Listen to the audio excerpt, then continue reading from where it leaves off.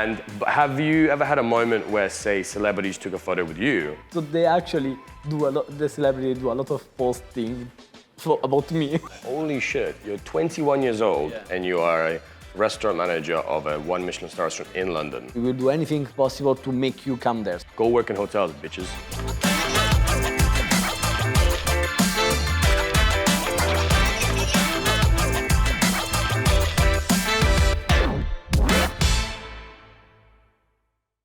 Ladies and gentlemen, welcome to another episode of Bar Talks. I'm here with Dario Schiavoni. He is the bar manager of the bar here at the Nico Romito restaurant, a 2 Michelin star restaurant at the Bulgaria Hotel and Resort in Dubai. Yes. That's the full title. This is only one of his, that's only one side of it. He also has an alternative title, which is...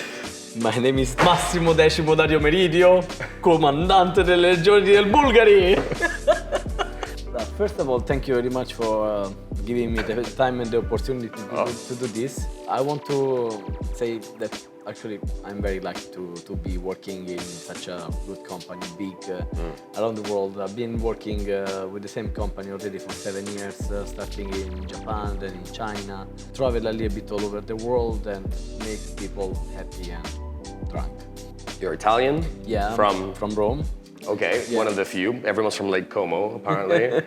And then what happened? And then basically I started my career in a 3 Michelin star restaurant. You started your career in 3 Michelin stars? Yeah, I was lucky enough that after they picked me from the school and they bring me directly to the 3 Michelin star. Ah, so you did do like a hospitality school? Hospitality school, yes. Right. This is the reason why I grew very fast with them, because after 2 years I was already sommelier and I moved to London. And then after 2 years, so I was 21, I was restaurant manager for 1 Michelin star restaurant. Holy shit, you're 21 years old and you are a restaurant manager of a 1 Michelin star restaurant in London. Yeah, no, in London. I moved to Portugal. Right, sorry. In the south of Portugal, and there I start to manage the restaurant of this famous chef.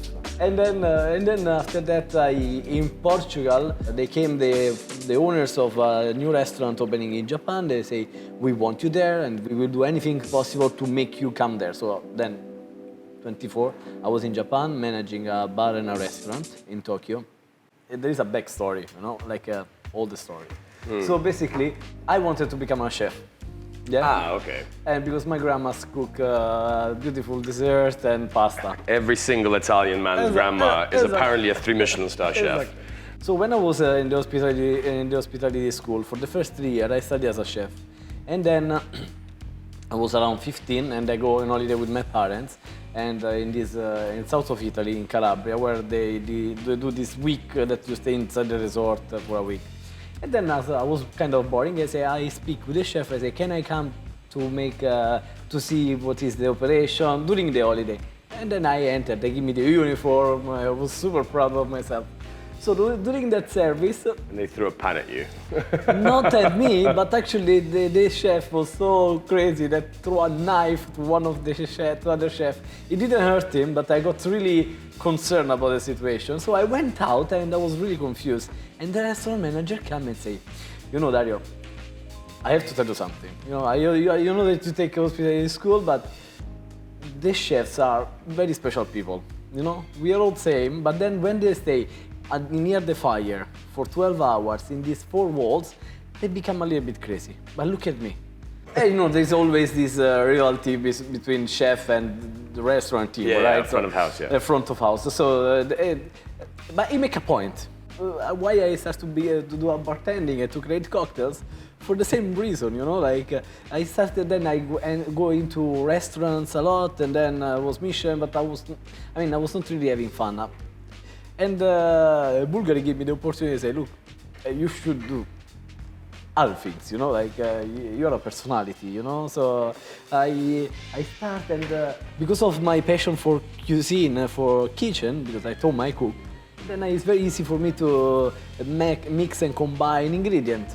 And then, of course, I studied a little bit, and I do a lot of seminars, I go a lot around, and I think that I have a refined taste.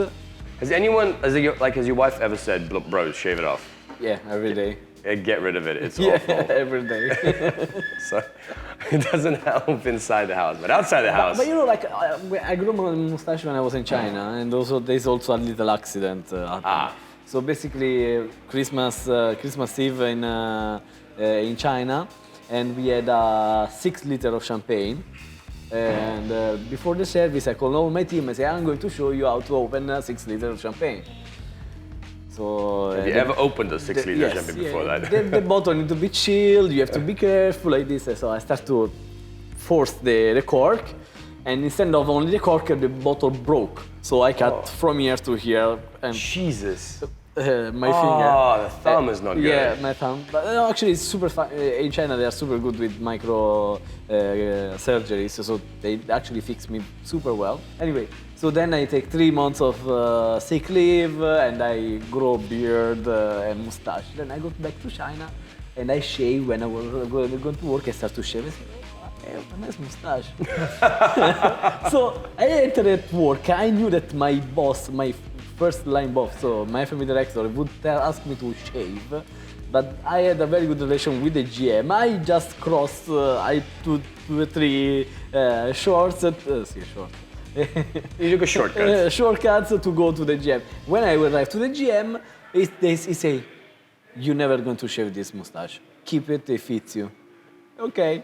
Then I go to my boss, ladies, and say, "What are you saying? What are you doing? Go to shave." I said, "No. Sorry, GM approved already." Yeah, you're definitely a man of character, I would say.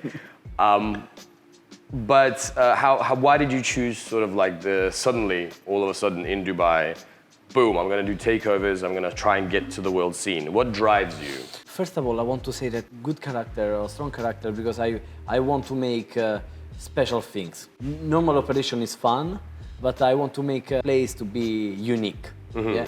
So also when I used to work in the restaurant, I used to organize this 4 hands dinner with the chefs, and I'm always trying to find something new. So when I was in China, I started to make this event for Bulgaria, inviting famous bartenders all around the world, and then I started to meet a few people like Jose Luis from Mexico, Benja, another nutcase, another nutcase, Jad from Beirut, Dinos, and we all become very good friends. And then from that moment, I start to participate a little bit more in international events, and I really get to have fun with it, and I could be myself. Okay, cool. So I think there's a couple of things I want you to open the eyes to, because I've never worked in 5-star Michelin luxury stuff. I always admire people who have the drive and have the kind of the ability to work in these places, because I swear a lot, I can't control it sometimes, and it's very hard for me to pack my character in and not tell a rich motherfucker to fuck off. But I create for myself a kind of theory. Yeah, okay. So the winning point of me being here, or before in China, is that I'm a little bit different. Of course, we have to be respectful to everyone, and of course, we have to try to deliver the best experience. Okay. Now, part of that, we have, as you said, a lot of very rich people that maybe they come from other countries with different nationalities, different backstories. But then they come here and they don't want you to be under them. So they want to be treated as equals. Equals, exactly. Yes. Because they have it in their home, in their villas, in their cities, they have all the people working for them, so they don't come to this kind of prestigious place to be treated as gods. They want to be treated as normal, and this is a winning point. When you start to understand this one, and you're not scared of them, they make you feel better and more confident. So you can also let them try a few things, Interesting note, you said, you mentioned yesterday a couple of names that we actually can't on camera say who has stayed here, because you might lose your job, right? And these are world-renowned celebrities that you see on TV every single day. But you mentioned that it's the importance of privacy. Yeah. And can you sort of explain that whole thing and what the deal is? Yeah, absolutely. So being here, we stand in one of the world-leading luxury hotel, right? So people come here and want privacy. So other brands, maybe they make publicity out of celebrities and they go in the restaurants and bar. Meanwhile, we don't absolutely do this. We cannot share the names. Even, for example, if some guest at the bar say, "Oh, but in that table there is this person," say, "Sorry, madam, I don't know, but I can." I mean, we're not allowed to speak about other people, you can't reveal. other guests, and I think it's a winning situation because we have a lot of people actually coming here. So because they feel protected by us. And have you ever had a moment where, say, celebrities took a photo with you because you were having such a were you like such a good time and whatever? Actually happened. You know, first of all, I worked 5 years in China. Yeah. And China has a big influencer or big celebrity market. Right. Which actually we don't know anything about it. Yeah. So the first perfect thing was that I was taking care of these celebrities because I didn't know them. To me, they were like normal people, but my team was maybe shaking in front of them because they were like fully in love for these people. Did you meet Jackie Chan? You met Jackie Chan, No, didn't you? I didn't. Did you? You met Jackie Chan. I didn't. But actually, because of my look, the moustache in China is something which they don't have. They treat me in a very special way. So they actually do a lot. The celebrity do a lot of posting about me. You're the mustache guy. The Oh my God. mustache guy. Did you go see Dario with the mustache? Yeah, man, fucking cool, dude. I'd like to know a little bit, just sort of as a finisher. What do you think about the luxury sort of sector? I was lucky enough to work actually all my career in the luxury sector.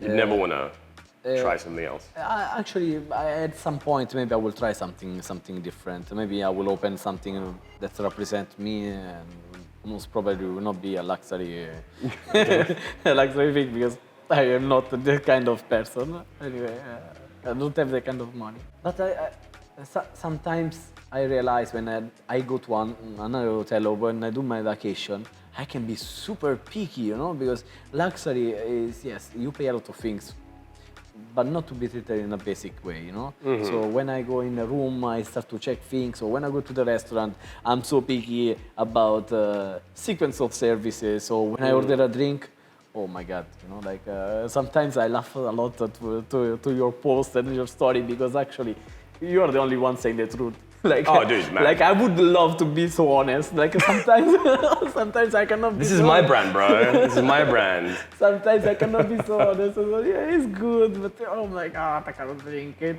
Yeah, no, interesting. It's interesting. Delicious. Very nice. Yeah. I see what you were trying to do.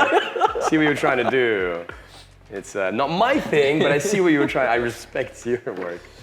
Another lucky thing is that they trust in me, and then I can evolve drinks, and I can create something different that I think that is nice. I don't make drinks that they are like difficult for my kind of guest to understand. Yeah. Because otherwise I would not be having a job, you know, like if my guests don't like it. So I try to work in simplicity, work in flavors, and we are inside a restaurant.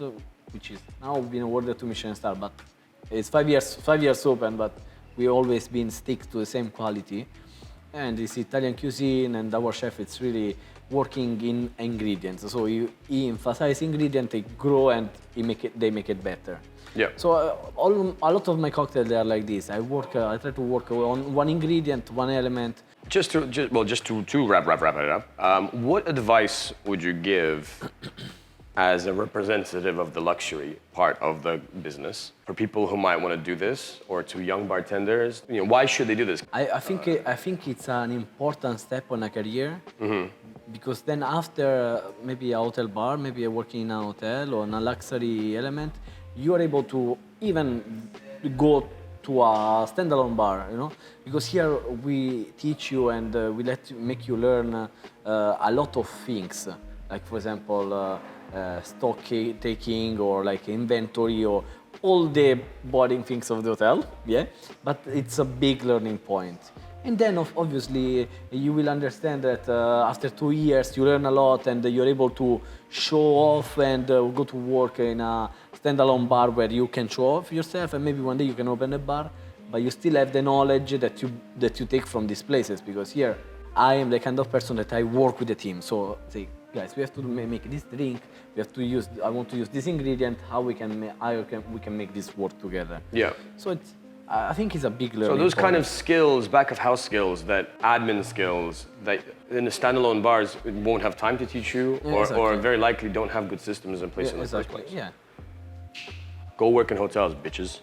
An experience. Then you can I like how you double back as well. You're like, no, it's okay. An experience is good. Then if you think that it's too much for you, you can change. But I think it's like me. I will be working in a standalone bar one day. You know, I want to do that. I want to. Because Right. my name is... Because your name is... Massimo Decimo Dario Meridio! Right, we're out. Bar Talks with Dario, the Mustachoni.